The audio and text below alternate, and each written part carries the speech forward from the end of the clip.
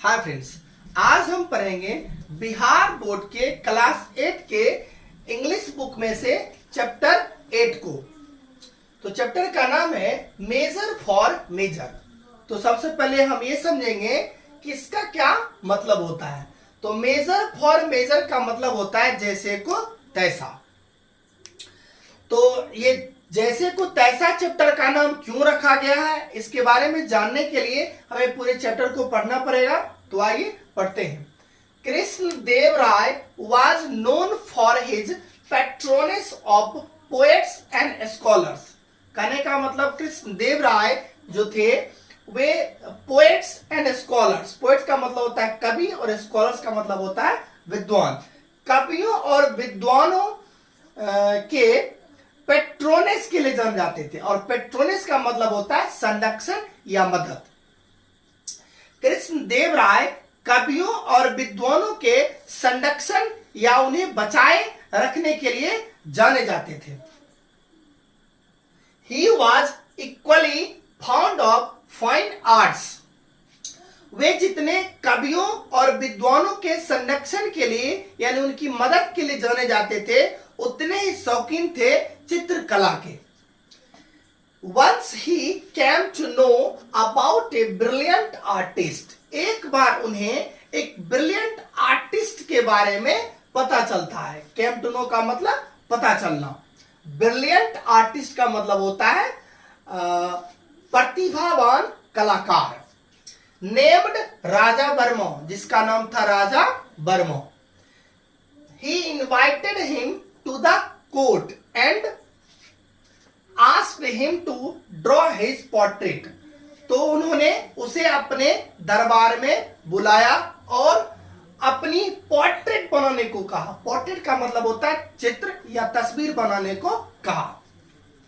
The king was very pleased with the artist when his portrait was ready.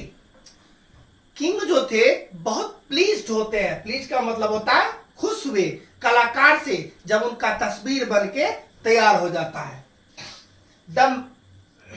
In the portrait कहने का मतलब तस्वीर में the majestic and handsome king seem to have come alive within the frame. Majestic का मतलब होता है प्रतिभाशाली। प्रतिभाशाली जो राजा थे वे ऐसा लग रहा था जैसे फ्रेम में जीवित हो गए हो, है ना। Apart from his portrait, Raja Varma drew images of famous character from Puranas of men and women. कहने का मतलब कृष्ण देव राय के अलावा राजा वर्मा ने बहुत सारे प्रसिद्ध कैरेक्टर के भी इमेजेस को बनाए थे जो कि पुराणों में से थे, है ना। उसमें बहुत सारे मेन और वुमेन थे और भी बहुत सारे। He became well known for his skills. वे अपने स्किल्स के लिए जाने जाने लगे। He became close and dear to the king. और वे राजा के बहुत क्लोज हो गए और प्यारे हो गए। Overwhelmed by joy, Krishna Dev Rai called the artist and asked him what he wanted. Overwhelmed का मतलब होता है अभिभूत होकर, यानी कि खुश होकर के। कृष्ण देव राय ने आर्टिस्ट को बुलाया और उससे पूछा तुम्हें क्या चाहिए। When Raja Verma did not reply, the king, on the spur of his generous impulse, rewarded him with the chief ministership. जब राजा वर्मा ने कोई जवाब नहीं दिया, इस पर राजा ने बिना परिणाम जाने उसे चीफ मिनिस्टरशिप का पद दे देता है, यानी कि राज्य के कारोबार को संभालने का जिम्मेदारी उन्हें दे देता है। आगे देखते हैं क्या होता है। दाओ Raja Varma was a good man and a brilliant artist. हालांकि राजा वर्मा जो थे एक अच्छे आदमी थे और बहुत ही प्रतिभावान कलाकार थे, इसमें कोई शक नहीं था। he had no experience whatsoever of administration. लेकिन वो थे कलाकार, उन्हें काम दे दिया गया क्या चीज का? एडमिनिस्ट्रेशन डिपार्टमेंट को संभालने का, चीफ मिनिस्टर का पद उन्हें दे दिया गया था, जो कि उनके बारे में उन्हें कोई एक्सपीरियंस नहीं था. Soon everything was thrown into disorder. जल्द ही सारा चीज जो राज्य का कारोबार था वो सारा अव्यवस्थित हो गया, क्योंकि उनके पास उस चीज का कोई अनुभव नहीं था. Because of his hasty decisions and bad management. क्यों हो गया वो सारा चीज? Because of his hasty decision. Hasty decision का मतलब होता है जल्दबाजी में लिए गए निर्णय, और बुरे व्यवस्था के कारण सारे राज्य में क्या हो गया? अव्यवस्थित हो गया हर एक चीज. Of the state affairs. State affairs का मतलब होता है राज्य के मामले में. The people were unhappy about his administration. हालांकि उस राज्य के जो लोग थे वे खुश नहीं थे, है ना, उसके शासन से. They did not dare to complain to the king because the king was very fond of him. लेकिन फिर भी वे राजा बर्मा के बारे में कंप्लेन करने की साहस नहीं करते थे. क्यों? क्योंकि राजा बर्मा को कृष्णदेव राय बहुत पसंद करते थे, उन्हें मानते थे, है ना. The elders of the town finally approached and sought Tenali Raman's help in getting rid of the new and inept chief minister. The elders of the town, शहर के जो elders थे, बड़े बुजुर्ग लोग थे, अंत में उन्होंने, अब कहानी में ट्विस्ट आता है, अंत में उन्होंने तेनाली रामन से अप्रोच किया. अप्रोच का मतलब संपर्क किया और उनसे मदद मांगा. किसने मदद मांगा? तेनाली की मदद मांगा. Help in getting read of the new and inept chief minister, यानी कि वो नए और अयोग्य चीफ मिनिस्टर जो था उन्हें हटाने के लिए उनसे मदद मांगा. Tenali Raman assured them. Assured का मतलब होता है आश्वासन देना, भरोसा देना. उन्हें भरोसा दिलाया कि I shall soon find a harmless way to remove the artist from the ministership. उन्होंने आश्वासन दिया कि मैं जल्द ही कोई रास्ता ढूंढ लूंगा जिससे बिना हार्मलेस, बिना कोई हानि पहुंचाए उसे पद से हटाने का. ठीक है. आफ्टर ए फ्यू वीक्स, यानी कि कुछ सप्ताह के बाद, Tenali Raman invited the king, queen and some courtiers to his house for lunch.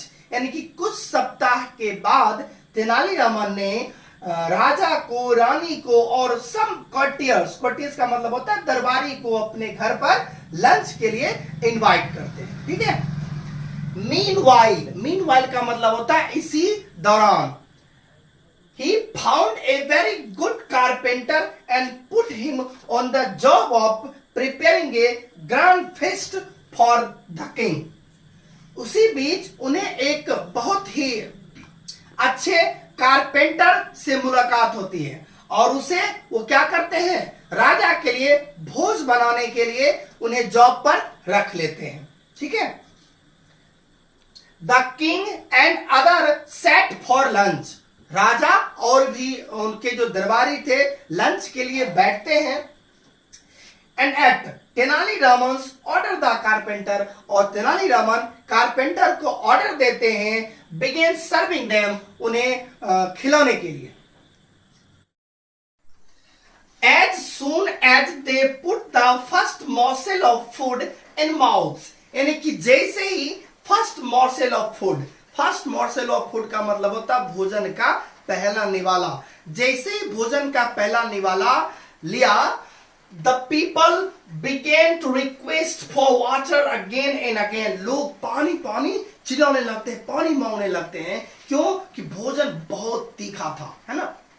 भोजन बहुत तीखा था इसलिए सारे पानी मांगने लगते हैं. आगे देखिए. अब Soon after tasting the food, the king realized that the food was badly cooked and was unbearably hot. Unbearably hot का मतलब होता है असहनीय गर्म, है ना, इतना गर्म था जो सहने लायक नहीं था।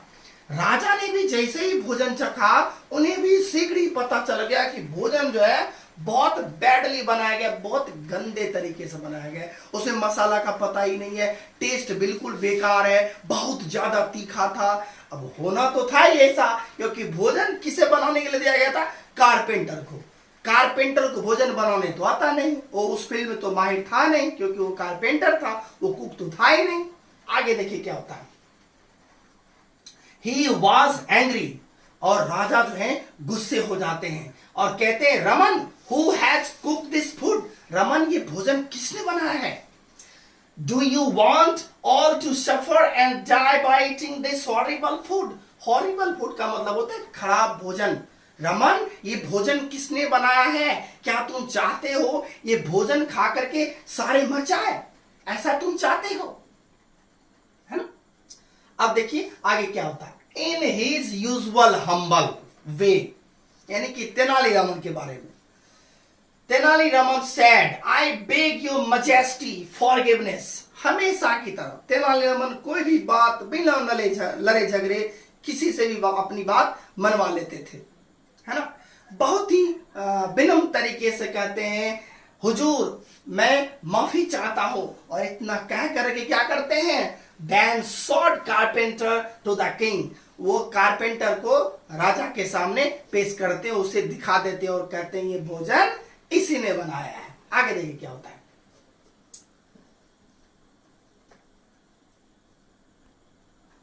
I have never come across such an excellent carpenter, and I have put him on the job of cooking the lunch for today's feast. महाराज, मैंने आज तक इतना एक्सलेंट यानी कि इतना अच्छा कारपेंटर नहीं देखा, इसलिए मैंने आज भोजन बनाने का काम, यानी कि आज का जो भोज बनाने का काम था, इसे ही दे दिया, है ना, ताकि ये बहुत ही अच्छे तरीके से बनाए, है ना।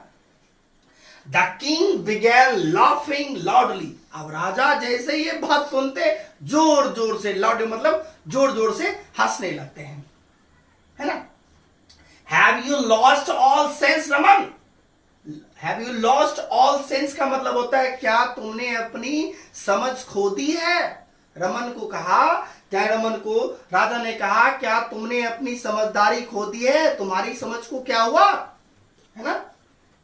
A good carpenter should be employed to work on wood, but not on food.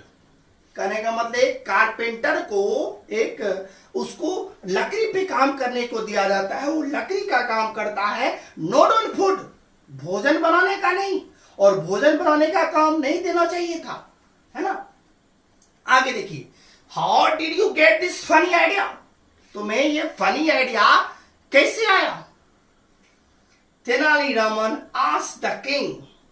अब तेनालीरामन राजा से कहते हैं, Lord, if an artist can become a chief minister, can't a carpenter become a cook? यदि एक आर्टिस्ट चीफ मिनिस्टर बन सकता है, तो एक कारपेंटर कुक क्यों नहीं बन सकता है ना। अब देखिए क्या होता।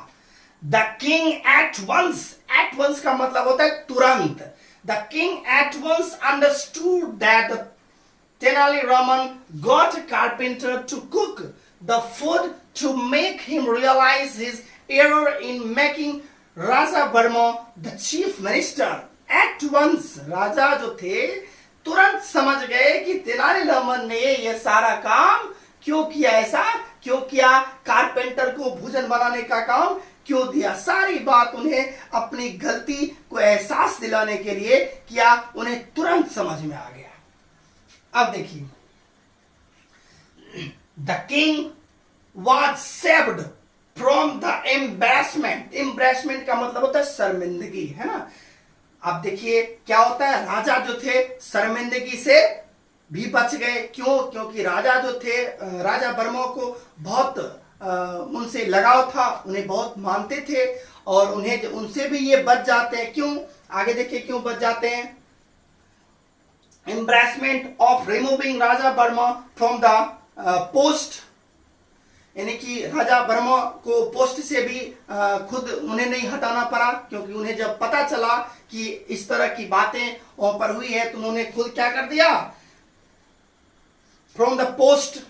Because when Raja Varma came to know, Raja Varma को जब पता चलता है अबाउट द एवैक्यूएट, यानी कि भद्दा ये इंसिडेंट जो पता चलता है at Raman's house, he immediately resign from the post, वो तुरंत ही उस पोस्ट से रिजाइन कर देते हैं। इस तरह राजा को भी शर्मिंदगी नहीं होना पड़ा और खुद ही राजा वर्मा ने क्या कर दिया, पोस्ट से, चीफ मिनिस्टरशिप के पोस्ट से रिजाइन कर देते हैं।